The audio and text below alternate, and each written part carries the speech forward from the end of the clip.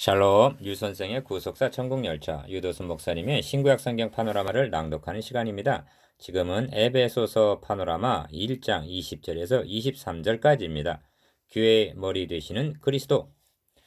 그 능력이 그리스도 안에서 역사하사 죽은 자들 가운데서 다시 살리시고 하늘에서 자기의 오른편에 앉히사 모든 정사와 권세와 능력과 주관하는 자와 이 세상뿐 아니라 오는 세상에 일컫는 모든 이름 위에 뛰어나게 하시고 또 만물을 그 발 아래 복종하게 하시고 그를 만물 위의 교회의 머리로 주셨느니라. 교회는 그의 몸이니 만물 안에서 만물을 충만케 하시는 자의 충만이니라. 에베소서 1장 20절에서 23절. 도표파를 보십시다. 본 단원의 주제는 교회의 머리 되시는 그리스도입니다. 주제와 각 단락의 제목과 연결시켜서 전체적인 대의를 파악해 보겠습니다. 교회의 머리 되시는 그리스도는 부활 승천하셔서 하나님 오른편에 앉히심을 받으셨습니다. 첫째 단락. 하나님께서는 교회의 머리 되시는 그리스도를 모든 이름 위에 뛰어나게 하셨습니다. 둘째 단락. 교회의 머리 되시는 그리스도에게 만물을 복종케 하셨습니다. 셋째 단락. 교회의 머리 되시는 그리스도에게 교회는 그의 몸이 되었습니다. 넷째 단락. 이것이 전체적인 대의입니다. 전체적인 대지입니다. 큰 일, 부활, 승귀케 하심. 19절과 20절을 대조해 보십시오. 두 절 속에 다 능력이란 말씀이 강조되어 있습니다.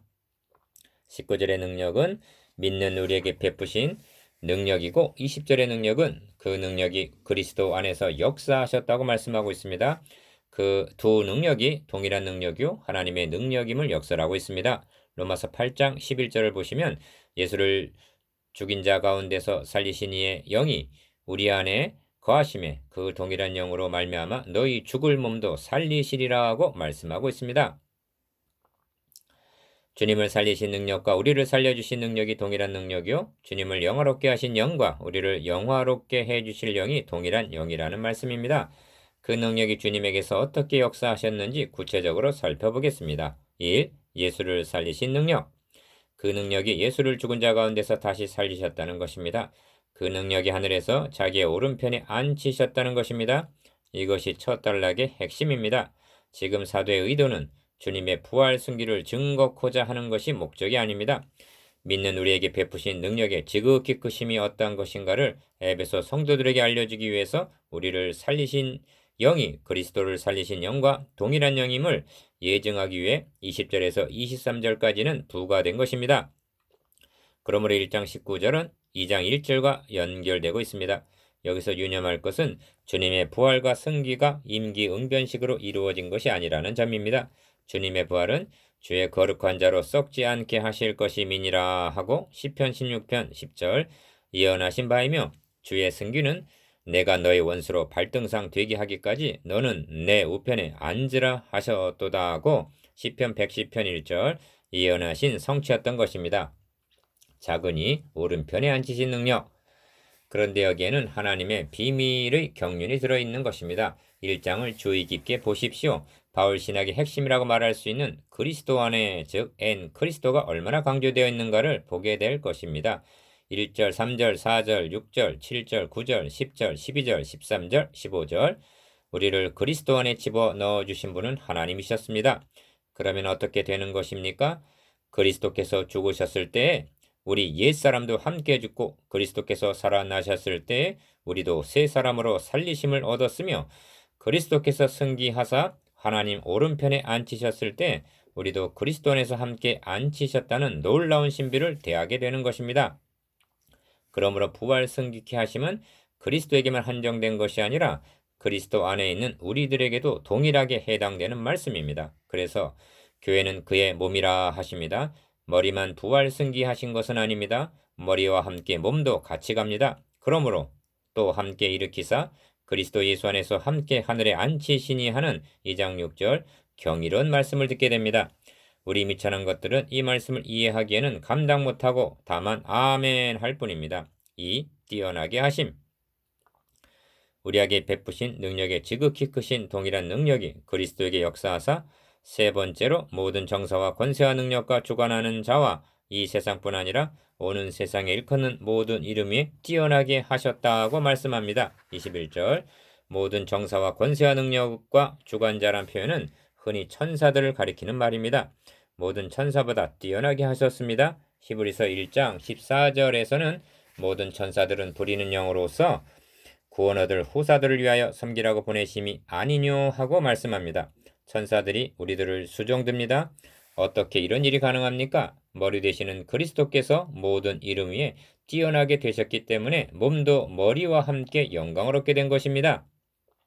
빌립보서 2장 9절에서도 이러므로 하나님이 그를 지극히 높여 모든 이름 위에 뛰어난 이름을 주셨다고 말씀합니다. 다시 말씀드립니다만 우리 주 예수 그리스도에게 되어진 일은 예수 그리스도 안에 있는 우리에게도 되어진 사실, 물론 앞으로 되어질 일들입니다.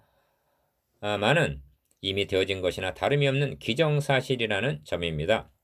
큰 삶, 만물을 복종케 하심, 우리에게 베푸신 능력과 동일한 능력이 예수 그리스도에게 역사하사 네 번째는 또 만물을 그 발 아래 복종하게 하셨다고 말씀합니다. 이 말씀은 창세기 1장 26절에서 30절까지의 말씀을 통해서 볼 때 죄가 세상에 들어오기 전에 인간에게 주셨던 왕적인 권세였습니다. 그래서 시편 8편에서는 주의 손으로 만드신 것을 다스리게 하시고 만물을 그 발 아래 두셨으니 하고 이를 찬양하고 있는 것입니다. 그러나 인간이 범죄함으로 말미암아 이 권세를 상실하게 되었고 이로 말미암아 시편 8편은 이를 회복하시려고 독생자를 천사보다 조금 못하게 하신 인간의 몸을 입고 이 땅에 보내주신 메시아 예언시가 되었습니다. 히브리서 2장 6절에서 8절. 이미 주님께서는 이 세상 임금을 심판하심으로 요한복음 16장 11절 만물을 복종케 하셨으나 온전한 성취는 그리스도의 재림시에 이루어질 것입니다. 히브리서 2장 8절. 큰 사, 교회의 머리와 몸. 다섯 번째는 그리스도를 교회의 머리로 주셨느니라고 말씀합니다. 그렇다면 교회는 그의 몸이니 이 두 주제는 분리할 수가 없습니다. 함께 다루어져야만 합니다. 이 점에서 우리는 사도의 논리적인 진술을 주목해 보아야만 합니다. 왜냐하면 그리스도와 교회와의 관계가 머리가 되시고 몸이 된다는 연합교리를 말씀하므로 이 단원의 결론을 맺고 있기 때문입니다. 생각해 볼 때 첫째부터 네 번째까지는 예수 그리스도에게 베푸신 능력이 이미 분명합니다. 그러나 다섯 번째, 교회의 머리로 주셨다는 말씀에 이르러서는 전혀 달라집니다. 예수 그리스도가 머리면 몸은 어디 있습니까? 교회는 그의 몸이니 하고 23절 곧바로 말씀합니다. 그렇다면 1번에서 4번까지의 능력이 머리에만 베풀어졌다는 말씀입니까? 아닙니다. 머리와 몸이 하나인 그 위에 베풀어졌다는 말씀이 됩니다. 아직까지는 주님에게 베풀어진 능력이 우리에게도 베풀어졌다는 시기였죠. 그러나 이 단락에 이르러서는 이것은 둘이 아니요 하나다. 그리스도와 우리는 연합되어 있다. 그리스도는 머리, 우리는 그의 몸이다. 그런 거로 그리스도에게 되어진 것은 모두가 몸인 우리에게 되어진 것이다 하고 말씀하고 있는 것입니다. 요한복음 15장에서는 이 비밀을 포도나무와 가지의 비유로 설명하고 있습니다. 에베소서 5장에서는 부부 관계로 말씀하고 있음을 대하게 됩니다. 두 몸이 합하여 한 몸을 이루듯 이 비밀이 크도다. 내가 그리스도와 교회에 대하여 말하노라고 합니다. 본문인 1장 22절에서 23절까지에서는 사람의 신체에서 머리와 몸과의 관계로 말씀하고 있습니다. 지금 이 말씀을 받고 있는 우리가 그리스도와 어떤 관계에 있는 것인가? 그분에게 역사하신 그 능력이 어떻게 동일하게 우리 속에서도 역사하시게 되었는가의 신비를 알기를 원하고 있는 것입니다. 우리는 전에는 아담 안에 있었습니다. 그가 금단의 열매를 따먹었을 때 우리는 그의 안에 있었습니다. 범한 것은 아담이었지만 우리는 그 안에서 그의 범죄에 동참했던 것입니다. 그러나 이제 우리들은 예수 그리스도 안에 있습니다. 그분이 십자가에 못 박혔을 때 그분의 몸에 박혔으나 우리는 그때 그리스도 안에서 그와 함께 십자가에 못 박혔던 것입니다. 우리는 그분 안에 있기 때문에 그분에게 되어진 것은 모두가 우리에게 되어진 것입니다. 우리를 그리스도 안에 두신 분은 하나님이십니다. 오늘의 본문에서는 이 관계를 머리와 몸의 관계로 설명하고 있습니다. 머리와 몸은 띄었다 붙였다 하게 연결되어 있는 것이 아닙니다. 좀 극단적으로 말씀을 드려보겠습니다. 십자가에 못 박혔을 때 머리만 못 박히고 몸은 다른 곳에 있을 수가 있습니까? 그분이 죽은 자 가운데서 살아나셨을 때 머리만 살아나고 몸은 죽은 채로 무덤에 그냥 남아 있다는 것이 가능한 일입니까? 그분이 하늘에서 하나님 오른편에 앉힘을 받으셨을 때 머리만 가서 앉아있고 몸은 따로 음부에라도 머물러 있었다는 것입니까? 아닙니다. 그래서 2장 6절에 사도 바울은 우리도 함께 일으키시고 그리스도 예수 안에서 함께 하늘에 앉히셨다고 선포합니다. 어떻게 이런 일이 가능합니까? 그리스도 예수 안에 있기 때문에만 가능합니다. 이 크신 비밀 가운데 우리는 1. 그리스도와 함께 살리심을 받았습니다. 살리심만 받은 것이 아니라 2. 함께 하늘에 앉힌 바 되었습니다. 그뿐 아니라 3. 모든 이름 위에 뛰어나게 하셨습니다. 4. 만물을 그 발 아래 복종케 하십니다. 고린도전서 6장 2절에서 3절까지에서는 성도가 세상을 판단할 것을 너희가 알지 못하느냐, 또 우리가 천사를 판단할 것을 너희가 알지 못하느냐고 말씀하고 있습니다. 어떤 특별한 분들에게나 해당되는 것이라는 생각이 듭니다. 성경은 성도의 너희가 그러하다는 것입니다. 이것이 가능한 것은 우리의 머리 되시는 그리스도의 모든 만물이 발 아래 복종하였기 때문입니다. 이것이 머리와 몸과의 관계입니다. 그런데 23절은 교회는 그의 몸이니 하신 다음에 만물 안에서 만물을 충만케 하시는 자의 충만인이라고 말씀하고 있는 것을 봅니다. 이는 대단히 포괄적인 말씀으로 여겨집니다. 그렇다고 해도 그리스도가 교회 머리요 교회는 그의 몸이라는 문맥 속에서 이 말씀을 하고 있기 때문에 충만케 하신다는 의미는 몸은 머리가 없이는 존재 가치가 없는 것이며 심지어 머리까지라도 몸이 없이는 온전하지 못하다는 뜻이 함축되어 있다고 여겨집니다. 사도 바울이 에베소서 5장에서 그리스도와 교회와의 관계를 남편과 아내와의 관계로 본 것도 같은 의미입니다. 창세기 2장에 의하면 하와는 아담의 일부분이었습니다. 하와는 무에서 창조된 것이 아니라 아담의 일부분에 의해 지음받았습니다. 그래서 하나가 둘이 되었습니다. 그러나 이 비밀은 여기서 끝나는 것이 아니라 두 몸이 합하여 한 몸을 이루느니라 하신 연합을 통하여 하나가 되는 것입니다. 이제는 둘이 아니라 하나입니다. 아담은 하와 없이는 완전하지 못합니다. 하와는 더욱 아담 없이는 존재 가치가 없습니다. 그리스도와 교회와의 관계도 이와 같다는 것입니다. 그리스도를 십자가에 잠들게 하시고 신부인 교회는 탄생했습니다. 교회는 그리스도의 일부분이 되었습니다. 그리스도는 머리요, 교회는 그의 몸입니다. 나아가 둘은 합하여 하나가 되었습니다. 나눌 수가 없습니다. 23절에 이 비밀이 함축되어 있습니다. 머리 되시는 그리스도는 몸된 교회를 충만케 하십니다. 교회는 그의 몸이니 만물 안에서 만물을 충만케 하시는 자의 충만입니다. 우리의 머리가 누구입니까? 그분께서 그의 몸을 얼마나 충만케 하셨을까요? 골로새서 2장 9절에서 10절을 보십시오.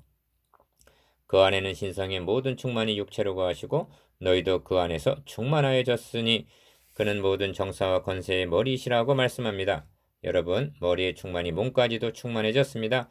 이를 시편에서는 노래하기를 머리에 있는 보배로운 기름이 수염 곧 아론의 수염에 흘러서 그 옷깃까지 내림 같고 시편 133편 2절 아셨습니까? 그 옷깃까지 몸에 걸치고 있는 손끝 발끝까지 흘러내립니다. 몸의 속에 있는 모든 지체까지 흘러 충만합니다. 한 걸음 더 나아가 몸된 교회는 머리 되시는 예수 그리스도를 영화롭게 해드려야만 합니다. 하와가 없이는 아담은 불완전했습니다. 그리스도께서 교회 머리 되심이 분명하다면 몸된 교회가 없이는 머리만으로는 충만하실 수가 없으십니다. 구속사적 관점에서 볼 때 머리는 몸을 필요로 하십니다. 우리는 그리스도의 충만으로 충만해지며 예수 그리스도는 몸된 교회의 지체 하나하나가 충만해짐으로 충만에 거하십니다. 23절 이것이 머리와 몸과의 신비스러운 관계입니다. 주님은 우리의 머리이십니다. 묵상해 보십시다. 1. 우리에게 역사하신 능력이 어느 능력과 동일합니까? 2. 그리스도의 높아지심이 어떠합니까? 3. 그리스도는 머리요 교회는 몸이라는 말씀 속에 함축된 의미가 무엇입니까?